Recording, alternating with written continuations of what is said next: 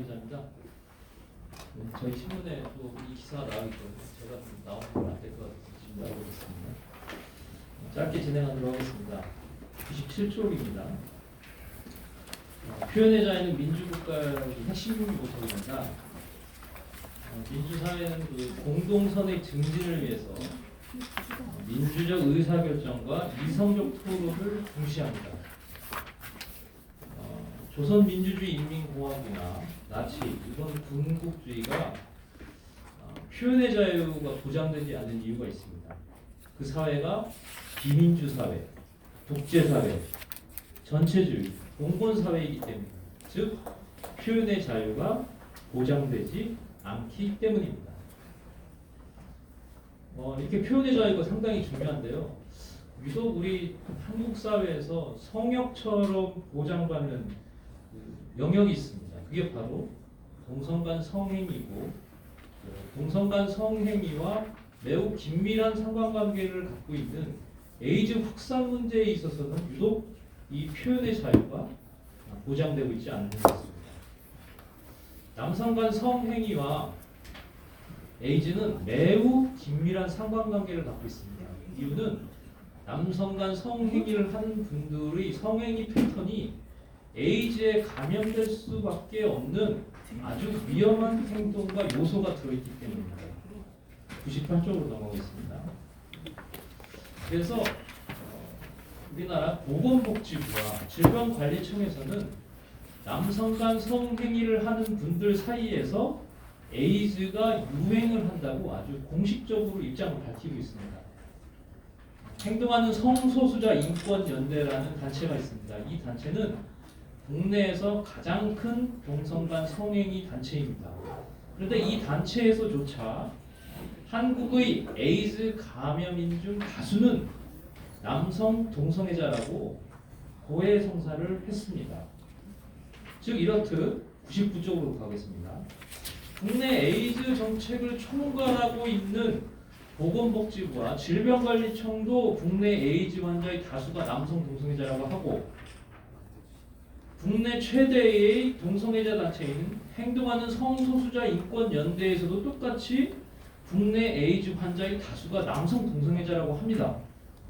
그런데 어찌된 일인지 국가인권위원회와 한국기자협회는 에이즈와 동성애의 상관관계를 밝히지 말라고 합니다.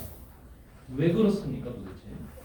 한쪽에서는 특정 질병이 특정 그룹에 의해서 확산되고 전염되고 이런 폐해가 크다고 하면서 정책을 세워야 된다고 얘기했는데 왜 한쪽에서는 언론 보도를 하지 말라는 것입니까? 이유가 도대체 뭡니까?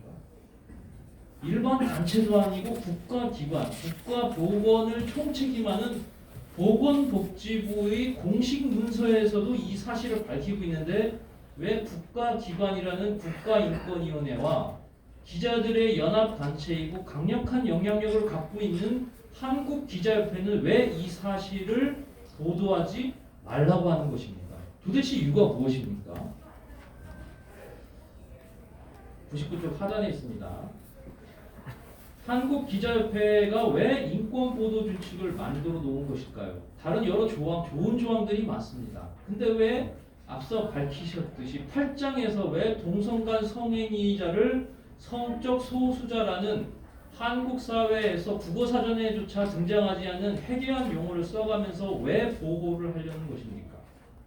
그 이유는 다수의 법학자와 법조인의 지적대로 차별금지법처럼 특정 정파가 비판을 차단하고 싶은 표현을 금지시킬 수 있기 때문입니다. 방송과 신문과 인터넷 언론에서 말입니다. 100쪽으로 넘어가겠습니다. 상단에 있습니다. 언론의 자유를 침해하고 싶습니까? 표현의 자유를 침해하고 싶습니까? 그러면 헌법적 원칙에 따라 명백하고 현존하는 해악의 법칙에 맞아떨어져야 됩니다. 즉 국가 전복행위, 포르노, 아동 포르노를 전국적으로 유포시키자는 정도의 명백하고 현존하는 해악의 원칙에 맞아떨어져야 됩니다. 이 세 가지 원칙에 맞아떨어지지 않으면 여기 계신 모든 분, 특히 국민일보 종교국 기자의 표현의 자유를 절대 침해할 수 없습니다. 이 헌법적 가치를 왜 그런데 인권 보도 준칙이라는 하위 병명에도 포함되지도 않는 느슨한 MOU 조항으로 규제를 하려는 것입니까? 백쪽 중반부입니다. 표현의 자유는 규제는 표현의 자유를 제한하는 법률이 고도로 명확해야 됩니다. 아주 구체적이어야 된다는 얘기입니다. 이 얘기가. 그리고 해악이 아주 커야 됩니다. 그리고 현실적인 위험성이 100% 입증된 경우에만 침해할 수 있습니다. 아주 그것도 제한적으로 말입니다. 그런데 국가인권위원회와 한국기자협회는 엉성한 보도준칙이라는 것을 앞세워서 우리 대한민국 기독교인, 언론인들이 누리고 있는, 향유하고 있는 최고의 본질적이고 헌법적인 가치를 죄송합니다만 교만하게 침해하려고 하고 있습니다. 101쪽입니다. 그렇다면 기독교인 언론인 입장에서 한번 말씀드리겠습니다. 헌법이 보장하는 종교의 자유, 그리고 표현의 자유, 제가 누리는 종교의 자유, 표현의 자유는 좀 더 두텁게 보장됩니다. 여러분 이단에 대한 비판이 왜 그렇게 두텁게 보장되는지 아십니까? 종교의 자유와 표현의 자유가 중첩돼서 훨씬 더 두텁게 보장받습니다. 자, 그러면 동성간 성행위에 대한 비판 어떻습니까? 종교의 자유와 표현의 자유와 언론의 자유가 중첩돼서 아주 두텁게 보장받는 매우 두텁게 보장되는 표현의 자유라고 할 수 있습니다. 그런데 이렇게 두텁게 보장되는 종교 표현의 자유를 갖고 있는데 인류 사회의 지속 가능성에도 도움이 되지 않고 국가적인 보건적인 의료 비용을 막대하게 지출하는 동성간 성행위에 대한 비판을 왜 막으려는 것입니까? 도덕적으로 잘못되고 타락한 것이라는 뉘앙스를 지닌 의견 표현이 그리고 그런 행위가 과연 한국 사회의 공공성과 지속 가능성, 건전한 종교 기능에 위배라도 되는 것입니까? 101쪽 중간부입니다. 한국기자협회가 만든 인권보도준칙은 혐오에 가까운 표현을 사용하지 않는다는 애매모호한 규정을 삽입해 놓았습니다. 언론의 자유를 심대하게 침해하는 것이죠. 만약 동성간 성행위를 비판한 기사, 에이즈와 남성간 성행위자의 긴밀한 상관성을 기사화하고 여러분처럼 유튜브를 통해 방송으로 송출했을 경우 동성애자들이 혐오감을 느꼈다면 그것은 곧바로 혐오 표현 기사, 혐오 표현 방송이 되지 않겠습니까? 국가인권위원회가 만들어놓은 한국기자협회가 만들어놓은 인권 보도 준칙에 따르면 말입니다. 100쪽 하단에 있습니다. 법률과 같은 준칙은 보호, 프로텍트, 촉진, 프로모션이라는 두 가지 기능이 있습니다. 지하철 내 임산부석을 한번 여러분 생각해 보십시오. 임산부를 보호하는 기능이 있죠. 그 핑크색 좌석이. 하지만 다른 측면이 있습니다. 그것은 뭡니까? 국가의 출산율을 더욱더 높이겠다는 촉진의 기능이 여기에 들어있습니다. 자, 국가인권보도준칙, 국가인권위원회와 한국기자협회가 만든 보도준칙을 한번 보겠습니다. 무슨 내용이 있습니까? 동성간 성행위에 대한 비판을 차단해요. 보호하는 기능이죠. 프로텍트의 기능이 있고 동성간 성행위를 촉진하는 기능이 그 조항 안에 들어있다는 것입니다. 국가인권위라는 국가기관과 한국기자협회라는 영향력 있는 단체가 나서서 표현을 검열, 억압하고 특정 성행위를 촉진하는 구조가 형성되고 있다는 말입니다. 102쪽 넘어가겠습니다. 중간부입니다.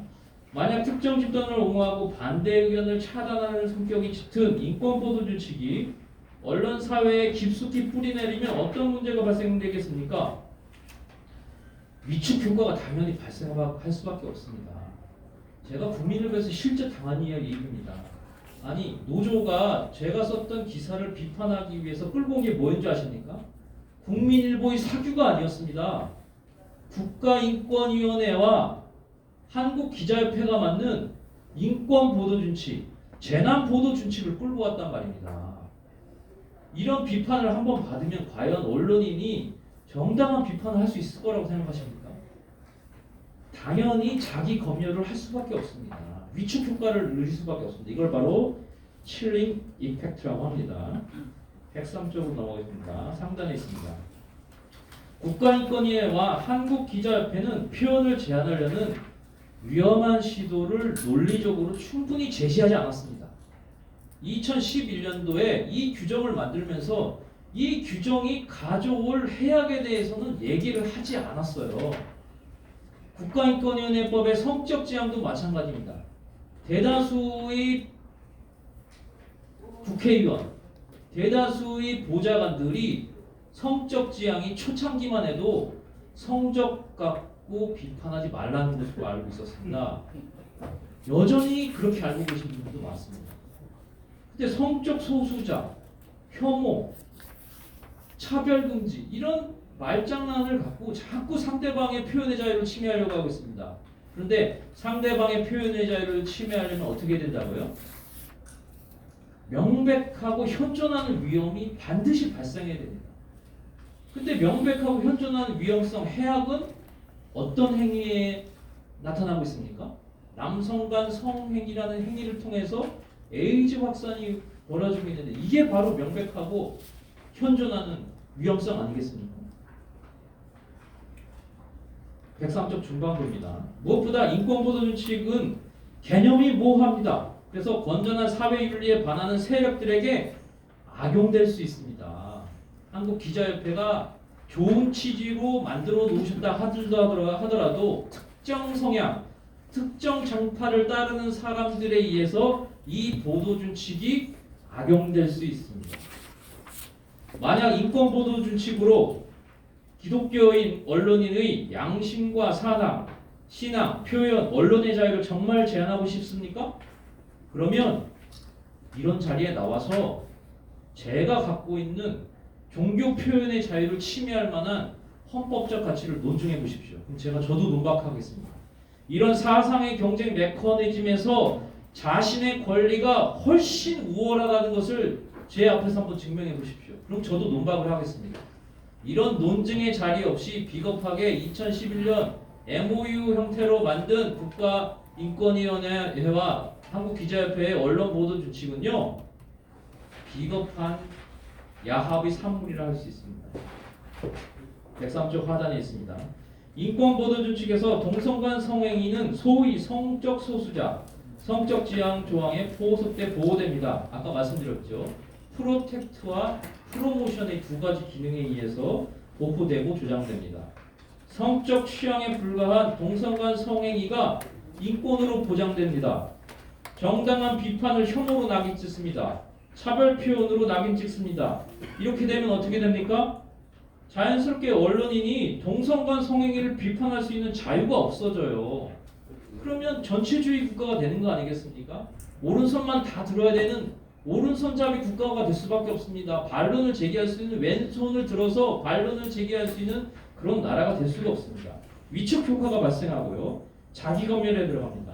비판이 불가능한 특권층을 이 조항이 양산해내겠다는 말입니다. 대한민국 헌법상 특권층은 존재하지가 않습니다. 근데 이 법률 같지도 않은 어떤 이상한 조항을 앞세워서 특권층을 양산하겠다는 것입니다. 결론입니다. 103쪽 마지막입니다. 인간은 누구든지 헌법 질서나 도덕에 반하지 않는 한 자신의 사상을 자유롭게 표현할 권리를 지니고 있습니다. 그것이 바로 민주사회의 특징입니다. 특히 언론인이라면 더욱 그렇습니다. 한국기자협회 인권보도준칙은 그 내용이 애매모호합니다. 그리고 명확성마저 결여돼 표현과 언론의 자유, 종교의 자유를 심대하게 침해합니다. 만약 이 규정을 그대로 방치한다면 가장 큰 피해자는 국민, 그 중에서도 언론인, 그리고 다음 세대가 될 것입니다. 하루빨리 인권보도준칙을 개정해야 할 것입니다. 감사합니다.